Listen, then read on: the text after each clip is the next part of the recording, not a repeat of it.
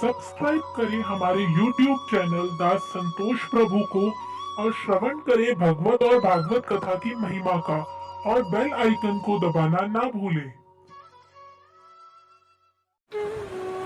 कहते हैं आध्यात्म की जगत में निष्ठा रखते हैं। आध्यात्मिक जगत में जब निष्ठा रखते हैं कि कहते हैं कि आज सोमवार है कि शिव जी को मैं जल चढ़ा करके आया, आज मंगलवार है मैंने हनुमान जी को याद किया, और आज संडे है तो मैं बांके बिहारी जी को याद किया। तो इसी तरीका से जितना भी बार है किसी न किसी को याद करते रहते हैं। और कहते हैं कि भाई आसपास में जब भी कोई सत्संग हुआ, सत्संग में भी गया, और कभी भागवत हुआ, भागवत में भी गया, लेकिन फिर भी दुखी मिला। ये कलियुग का जो जीवात्मा है ये हमेशा लाभ क्या है देखते हैं। काल के प्रभाव से, जो काल है, ये जो काल के प्रभाव से दुख मिलता है।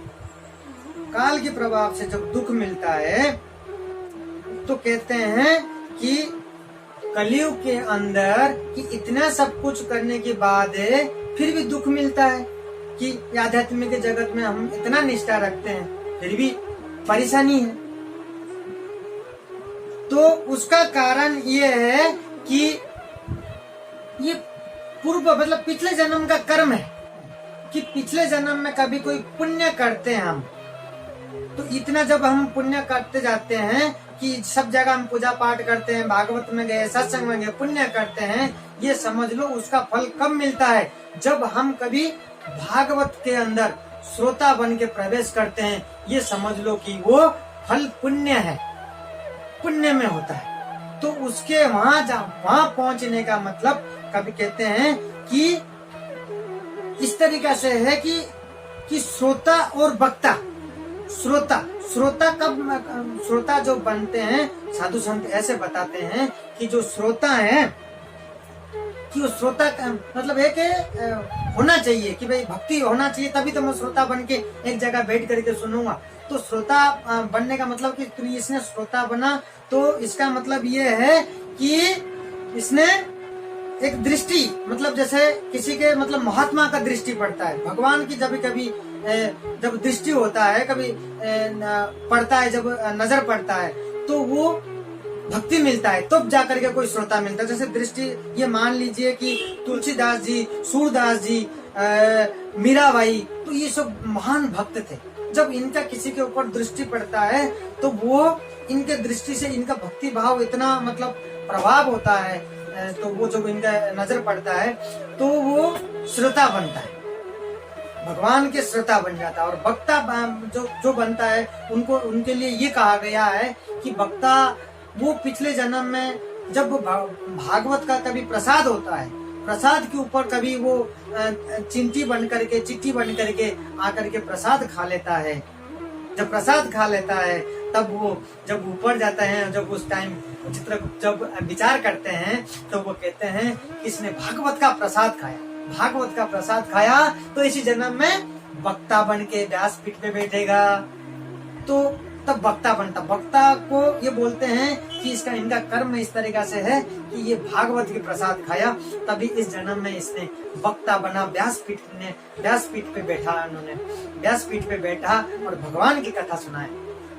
तो श्रोता और वक्ता, तो इन दोनों बनने का पिछले जन्म का इस तरीका से कर्म है।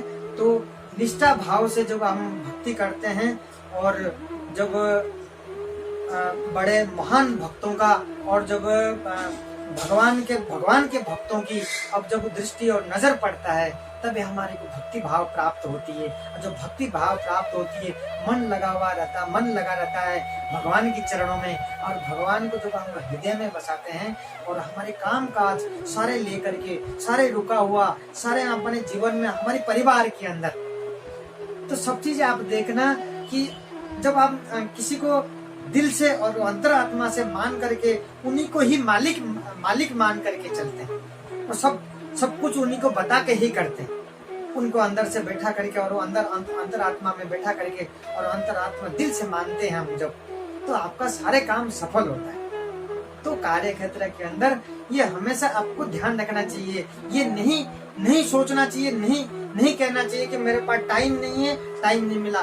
सब चीजें कार्य करते हुए, सब व्यस्त की और ये जीवन के अंदर इसके बीच में भी कर सकते हैं। आप शारीरिक और मानसिक भी कर सकते हैं। आप जहाँ पे जिस जगह पे बैठे हैं, जिस जगह पे हो, उसी जगह से भी मानसिक आप कर सकते हैं। आप ऐसे हृदय में सोच करके भगवान के प्रति और भगवान को वह मानसिक दर्शन कर सकते हैं और प्रेम पूर्वक उनको सिंगार को स्मरण करते हुए और उनको दर्शन करके उनको प्रेम भाव से उनको भक्ति कर सकते हैं। जिस जगह पे जहाँ भी आप जितने दूर भी हैं, और ऐसा नहीं है कि आप आ नहीं पा रहे हैं, जा नहीं पा रहा हूँ, तो वहीं रह करके उनको याद कर सकते हैं और हमेशा उनको भाव से याद करें, तब जाकर के आपको दिखेगा। और इसी ये जो कलयुग का जो युग है और जो ये जीवात्मा है, तब जाकर के आपको लाभ जो मिलेगा और आपको सफलता प्राप्त होगा, तब जाकर के आप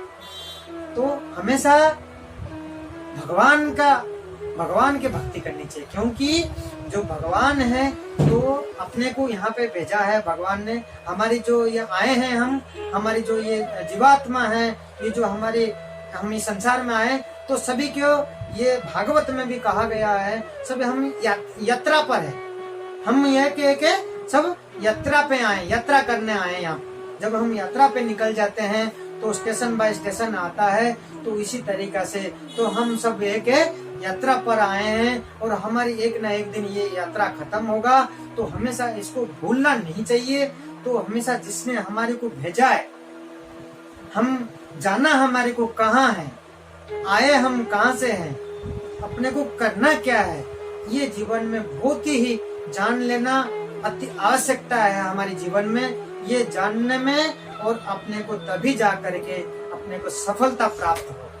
तो इसी तरीके से तो इस संसार में अपने को याद रखना चाहिए।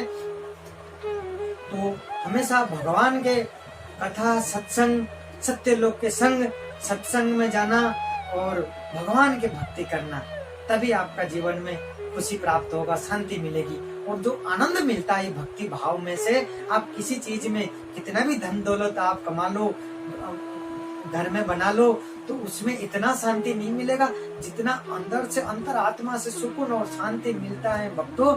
तो वो धन दौलत में नहीं, जहाँ आप सुख शांति ढूंढ रहे हो, जिस जगह चल रहे हो, वो गलत रास्ता में है, गलत रास्ता में चल रहे हैं। सुख शांति अंतर आत्मा से जो आनंद है, तो वो भक्ति भाव में, भक्ति भाव में जो शांति मिलता अंतर आत्मा से, कुछ नहीं हो करके भी वो खुशी और शांति में ही रहता है, जितना हो करके जिनको नहीं मिलता। ये आपको भक्ति भाव में मिलेगा। ये आपको करके देखिए आप एक बार। हरे Krishna. Subscribe now and press the bell icon. Never miss an update.